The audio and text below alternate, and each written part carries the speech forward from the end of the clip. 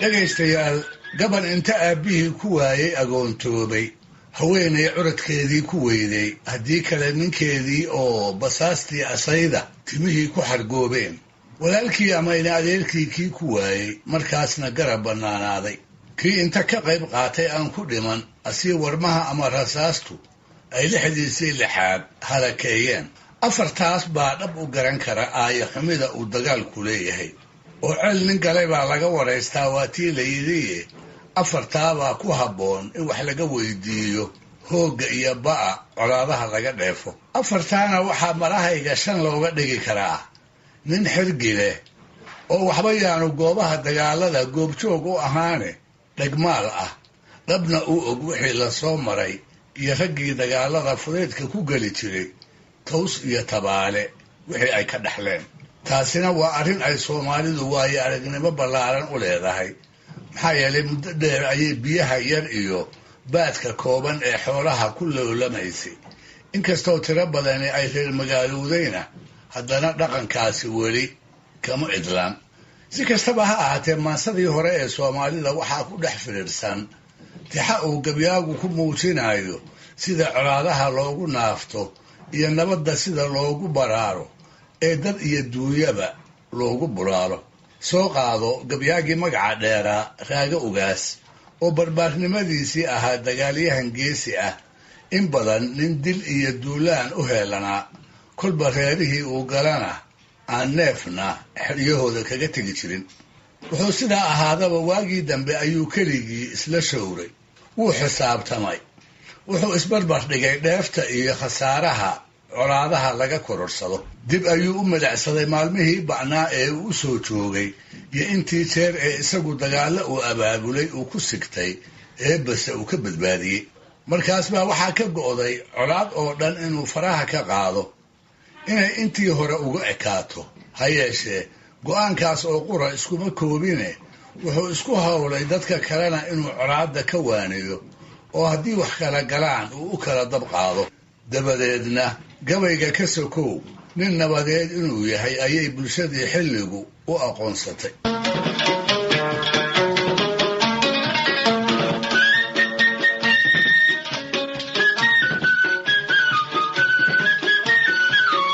beri baa haddaba waxaa coloobay laba jirib oo raaga ay xigaal iyo darisba ahaayeen birta ayay isu looshadeen waagaasna rasaasi dalka ma soo geline nin waliba wuxuu tuntay waran iyo seef uu maalin baasta isku hadlayn karo wuxuu tabcaday gaashaan uu riddada ninka kale isaga gudbi karo maalintaas ayaa raagana wuxuu u guntaday inuu kala joojiyo in qolo walba uu halkeeda ugu tago oo waxay kala sheeganayaan intuu kala siiyo uu hubka dhulka ka dhigo hase ahaatee inkastoo uu ku noqnoqday inkastoo habeenno badan golayaasha geelashooda uu waagu ugu bariyey haddana waxba ugama naasacaddaan hebelladii uu garaadheerida ku malaynayey ayuu ku walba dhowr jeer ardaagiisa u soo fadhiistay isagoo ka durraamanaya inuu nabad qaato jilibka uu qayliyaha u yahayna u qaado waase lagu madax adeygay waa lagu gacan sayray dhagaha laga furaystay dabadeed maxaa dhacay subax subaxyadaa ka mid ah raaga oo markaa labadii degba middood ka ambabaxay wax qumanse aan ka fogaan ayay ka bannaan isku haleeleen suu halkii uu maraayey buu ku hakaday qacqacdii warmaha iyo jabayaydii dumarka ayaa dareemadiisii gelgelay lugihiisii buu tabar ka waayey cabbaar kadibna markuu is yidhi alla ilahe waa la kala haagay ayuu reerihii dib ugu noqday goobtii wax ka dhaceen ayuu abbaaray waa dul joogsaday mase maxaa maydgagan hebel xalay iyo habeen horeba uu ka ohol waayey maxaa balli dhiiga dhex jiifa maxaa oday gardiid ahaa raxareebta dusheeda ku naf waayey maxaa nin ay addimadu midhaha noqdeen weli alaladaya muxuu taahoodu isu baxayaa rag dhaawac ah oo waayey cid inta cididda uga miciinta harka u jiidda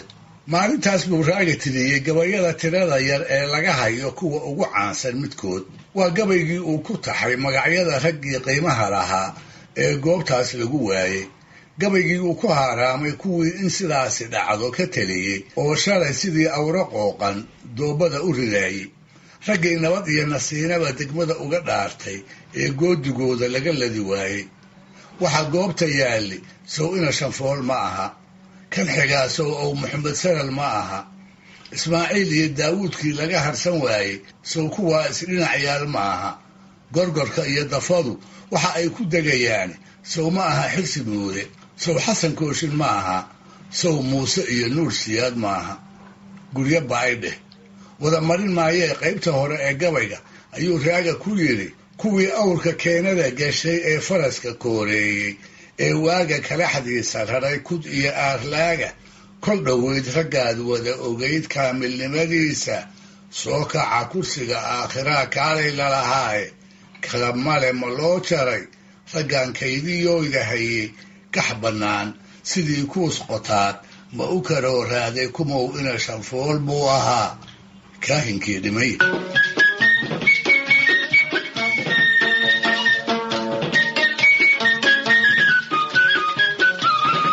beri dambe ayaa tabtaa oo kale wuxuu raago ogaas isku xilqaamay inuu nabad dhex dhigo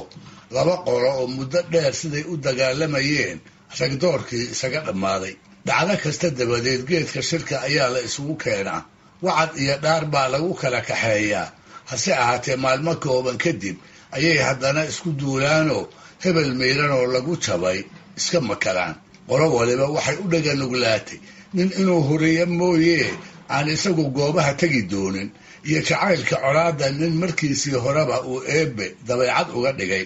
waa kuwii uu salaan carabay ku sheegi jiray geeraarkiisii caanka ahaa ee tolow colka jooja halku dhagiisu ahaa, kuwii uu ka digayey maalintii isaga qudhiisu uu kala badbaadinayey labadii qolo ee dirirta isugu soo safatay.